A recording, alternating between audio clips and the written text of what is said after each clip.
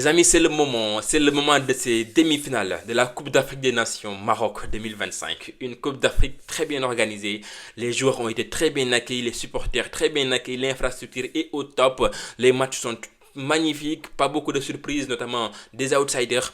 Aujourd'hui, on a en demi-finale l'Égypte qui est demi-finaliste en 2021, non dis-moi finaliste en 2021. On a le Sénégal vainqueur en 2021, demi-finaliste en 2019. On a le Nigeria finaliste en 2023, demi-finaliste je pense en 2019, quelque chose comme ça, c'est ça. Et on a aussi notre très cher Maroc qui est le pays organisateur demi-finaliste de la Coupe du Monde. C'est la crème de la crème. On a Sadio Mane, Mohamed Salah, Achraf Hakimi, Lookman, Victor Osimhen, les derniers ballons d'or africains. Est-ce que c'est pas les meilleures affiches demi-finales en termes de prestige, bien sûr, des dernières éditions? Enfin, en tout cas, depuis longtemps. On n'a pas eu ce genre d'affiches-là, avec autant de stars, avec des joueurs de qualité, des équipes qui ont des identités de jeu bien définies. Je pense que ça fait quand même un moment où on n'a pas eu des demi-finales comme ça. À mon avis, je pense. Maintenant, qu'est-ce qui va se faire sur le terrain? Ça, c'est une autre histoire. Mais les gars, je vous assure que là, on va vivre des demi-finales, des matchs de malade mental. Des matchs qui n'ont pas grand-chose à voir entre eux. Bien sûr, Sénégal-Égypte, c'est un match à part. Cameroun, du moins Maroc, Nigeria, c'est notre manche à part, les gars. Parce que d'un côté, on a le Sénégal et l'Égypte qui ont eu vraiment un passif récent en 2021 pour la qualification à la Coupe du Monde 2022. Le Sénégal et l'Égypte se sont affrontés et heureusement pour nous Sénégalais, on s'en était sorti vainqueur. Donc on a gagné la CAN, on est allé en Coupe du Monde au détriment de l'Égypte. Ça c'était en tout cas une très très belle sensation historique pour le Sénégal. Et aujourd'hui, on va affronter cette équipe égyptienne qui n'a pas convaincu au début de ce tournoi, mais après le match face à la Côte d'Ivoire, a montré quand même autre chose. Euh, Réellement et sincèrement, c'est un match indécis. Alors, il y a une confiance particulière, notamment pour nous Sénégalais, d'un côté, je pense, hein, au vu des derniers affrontements face à l'Égypte, mais il y a de l'autre côté aussi une crainte qui est là. Parce que si cette Égypte-là te mène en premier, c'est que tu es dans la sauce. Donc, pour éviter d'être dans la sauce, les gens de Pape Thiaw, les coéquipiers de Khalidou Koulibaly, doivent nécessairement éviter les fautes, éviter les erreurs et marquer en premier. Pour moi, c'est la clé du match. Il faut marquer en premier. Et surtout, il ne faut même pas essayer d'enflammer le match, à mon avis. Marquer en premier et ne pas enflammer le match. Jouer un football propre, tranquille, 1-2, 1-2, 1-2. On a un milieu de terrain pour faire ça. Faire doucement, calmer le jeu, essayer de marquer peut-être un deuxième but. En vrai, si tu enflammes le match, t'es exposé à des pertes de balles. Et devant, c'est clinique. Comme disait un de mes proches, lors du match face à la Côte d'Ivoire, l'Égypte n'était pas venue pour jouer. L'Égypte était venue pour marquer. Trois tirs, 3 buts. Pour commencer, 3 tirs, 4 3 buts. C'était incroyable, c'est presque du jamais vu. Mais bon, donc l'Égypte a vraiment ses avantages, notamment l'Égypte a une bonne défense. On sent que cette équipe est fatiguée, mais elle ne l'est jamais.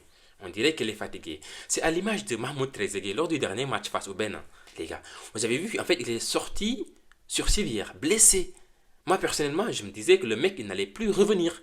Et c'est ce que disait tout le monde, que le mec, sa canne est terminée. Mais non, il faisait semblant, on dirait. Il est revenu face à la Côte d'Ivoire, il a joué, il est rentré, il a joué. Donc cette équipe-là, faut jamais regarder cette équipe-là et se dire elle est morte, elle est fatiguée, elle est enterrée. Non. Moi, en premier, c'est mon erreur. Moi, je disais que la Côte d'Ivoire allait gagner minimum par début d'écart. Mais voici la raison du coup qui nous a rattrapés. L'Égypte, elle n'est pas cette fois championne d'Afrique pour rien.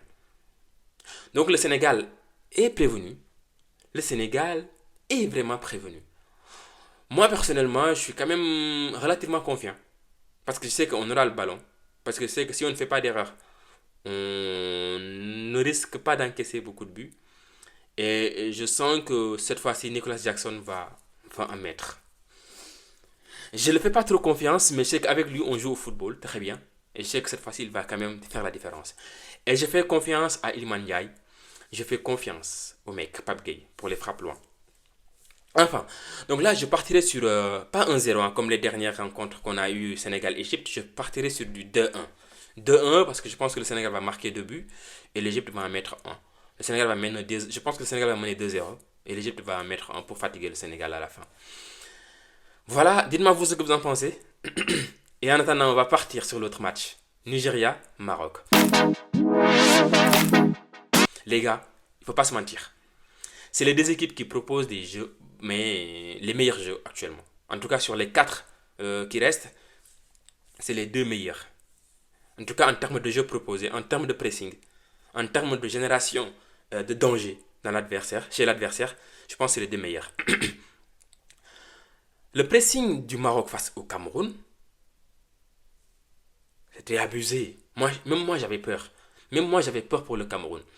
Moi qui suis fan de Baleba, surtout lors de sa prestation précédente lors du match face à l'Afrique du Sud, j'étais étonné comment le mec il a été éteint par le pressing marocain. Et le pressing est très bien coordonné. Mais en plus de cela, derrière, on dirait que tu as un rideau de 10 les gars, de 10 défenses. On dirait que tu as un rideau de 10. Mbomo, quand le Cameroun avait le ballon des fois, quand j'ai joué côté Mbomo, le Mbomo n'a jamais été seul à son coéquipier de Man United. Jamais. Pareil pour Nkoudou. À chaque fois, il y avait trois défenseurs qui étaient sur lui. Trois joueurs qui étaient sur lui. Et quand ça a réussi à centrer, les gars, c'est des centres en cloche. Rien du tout. Rien du tout. Et en termes de défense, le Maroc est très bien. Il n'a rien perdu lors de sa Coupe du Monde en demi-finale. Lors de sa Coupe du Monde 2022 là, au Qatar. Et les gars, côté Nigeria, c'est pareil. En termes de pressing, face à l'Algérie, c'était abusé. Ils ont bouffé l'Algérie. Avec notamment des pressings 3 joueurs sur le porteur du ballon. Tu ne peux pas en sortir. À moins de faire un miracle. Comme ce qu'a fait Mazza, les gars. Physiquement, c'est incroyable le Nigeria. Techniquement, c'est incroyable. Et donc, ça m'amène à me dire donc que le Maroc, les clés du match peut-être, c'est qui va laisser le ballon à l'autre. Est-ce qu'on aura une équipe qui va laisser le ballon à l'autre ou bien ce sera une bataille réelle de la possession? Pour moi, si c'est le deuxième cas, là, le match est indécis. C'est-à-dire la bataille de la possession, elle est indécise. Mais si, par exemple, le Maroc laissait le ballon au Nigeria pour notamment contrer, c'est-à-dire presser premier rideau, si ça passe, ok, si ça passe pas, il n'y a pas de souci, on est bien derrière. Si c'est comme ça, je pense que le Maroc a ses chances pour éliminer l'équipe du Nigeria. Personnellement, je partirai sur une victoire du Maroc parce que c'est les pays organisateurs, parce que l'équipe elle est très bien défensivement derrière et parce que cette équipe elle génère énormément d'occasions, notamment coups de pied arrêtés, tout ça. Et je sais que le Nigeria elle est forte quand il s'agit de presser, mais quand elle est acculée, elle n'est pas forcément dans ses meilleures positions. Donc je partirai sur une victoire du Maroc. Allez, je dirais un partout pendant le match. Et en prolongation, peut-être que le Maroc met un but. Ou bien à la séance de tir au but. Parce que je sens que Bounou n'a pas encore fait sa canne. Et Bounou, je pense il va faire sa canne. Et on sait que Bounou est un excellent gardien. Dans le match, mais également dans les tirs au but. Donc voilà, dites-moi vous ce que vous en pensez les amis. J'ai hâte de vous lire dans les commentaires. On se dit à très bientôt pour une prochaine vidéo. Juste après les matchs les gars, pour débriefer tout ça. Ciao les gars.